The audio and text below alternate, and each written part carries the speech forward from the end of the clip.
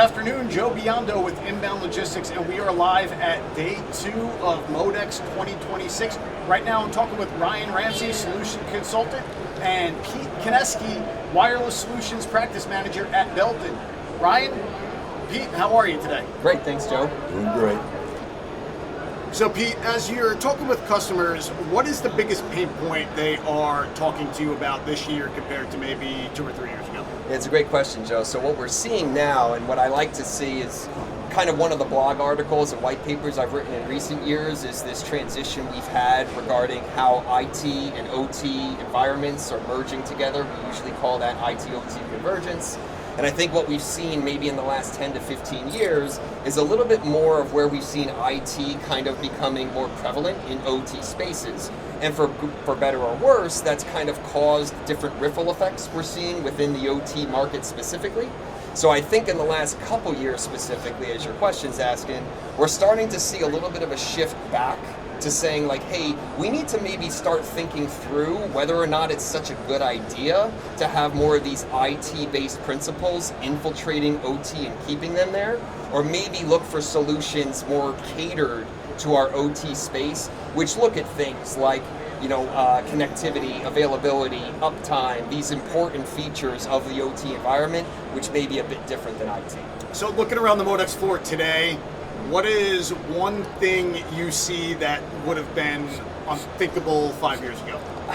I mean, it's hard to look around this floor and not think something related to AI, right? Yep. And so one thing Belden's been involved in here is, and we're no different than some of the floor attendees this week, is we're showcasing a solution we've developed around physical AI. And what does that mean in warehousing, right? And so physical AI has been a kind of an amalgamation of a partnership we have with NVIDIA and Accenture to use Belden's connectivity platform to enable things like the future of worker safety in warehousing, where no longer maybe there's a time frame in the next few years where instead of safety fences and light curtains and guardrails and these type of things, but more so AI and camera technology starting to become more prevalent in terms of making sure workers and forklifts and personnel are tracked in real time, all being delivered to an AI engine to help determine what the right path is for an individual to manage, to walk, for robots to roam, all those types of things. We're directly involved in some of that. So you've touched on a couple of different types of technology.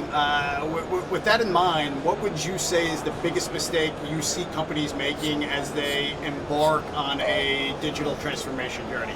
Well, we're actually standing under a sign here we talk about with the top reasons that 4.0 initiatives and pilots fail, right, in terms of scalability. Yep. And I think it's because what we end up seeing is that most pilots are focused on a specific use case attainment, and they're usually practiced within a very small subset of, let's say, a manufacturing or warehousing facility. And what they're not realizing is that without the proper infrastructure in place at the connectivity layer, that when they try to expand that pilot or that proof of concept or whatever you want to call it beyond that individual place it was used, they end up finding that they fail, right? Because they're not looking ahead, first and foremost, at how the infrastructure of data is going to be delivered to the systems it needs. And so we as Belden like to come in and make sure to remind our customers that, hey, if you're not quite familiar with how you need to create this connectivity layer within your facility, connecting disparate systems, islands of automation, Belden has services and products and solutions available to help our customers do just that.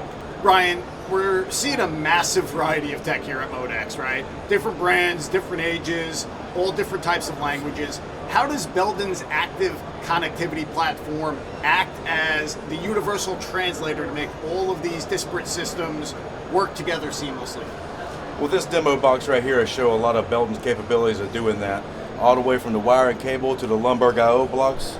Right down here, we have I/O link technology, and you can communicate OPC UA, MQTT, REST API, and that could go into our DIN rail mounted switches here, and that could be communicated back and forth between the wireless radios.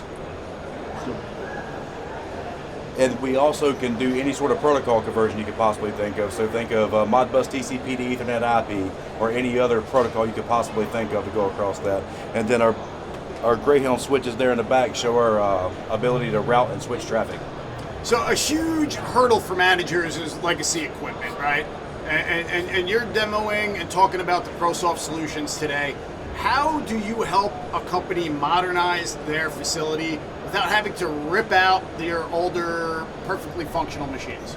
So we can use a good example of the Lumberg IO blocks here with IO Link, and we can give some machines that maybe have legacy products, maybe not even have a PLC, and add IO Link sensors to it and be able to pipe that up to our middleware, BHDO, and show the analytics and show things that the machine normally couldn't do. Pete, so you've been very vocal about this shift from Wi-Fi 6 to Wi-Fi 7. In a busy warehouse full of metal racks and thousands of moving parts, why is the new wireless spectrum a game changer for AGV and AMR reliability? I appreciate you asking us this, Joe, because Wi-Fi 7, I just did a seminar on Wi-Fi 7 just a few weeks ago, and one of the biggest things that I like to bring up in discussing that is not so much the difference in shift between Wi-Fi 6 and 7, but most warehouses right now, if they're using wireless technology, is based on the Wi-Fi 4 medium. Wi-Fi 4 was great for its time, but you think Wi-Fi 4 was originally developed in 2009. It's already almost a 20-year-old technology.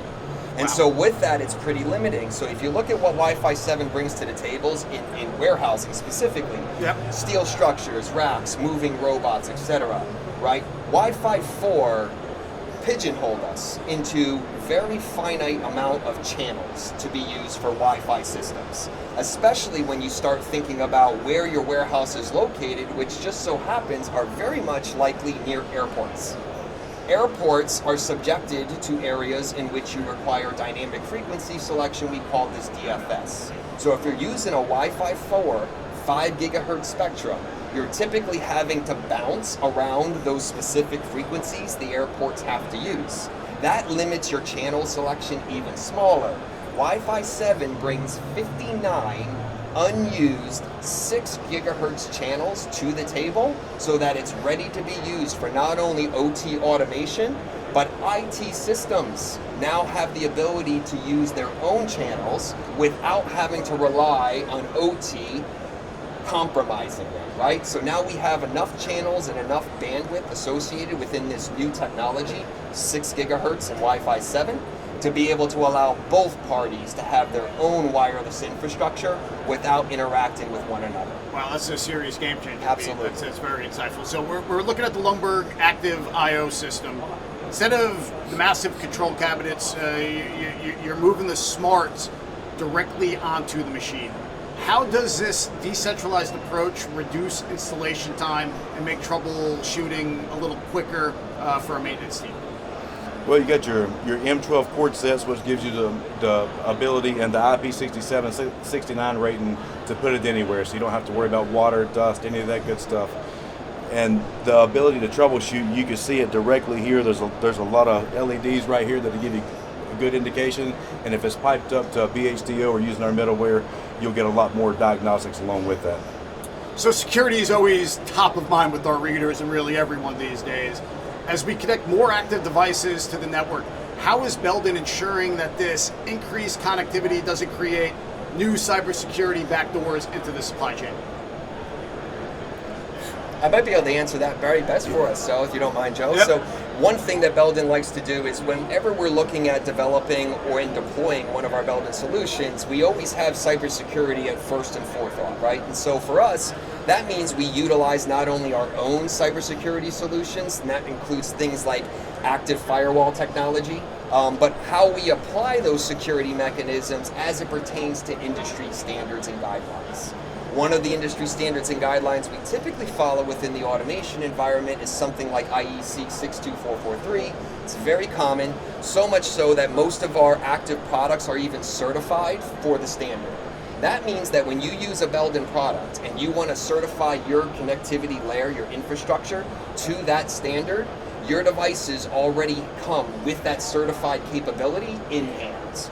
And so we're doing that as a manufacturer ahead of the time to tell our customers that, hey, we know that as things become more connected and they're more aware and they're more connected in terms of internet and IT, etc., cybersecurity is still at the heart of our development strategy.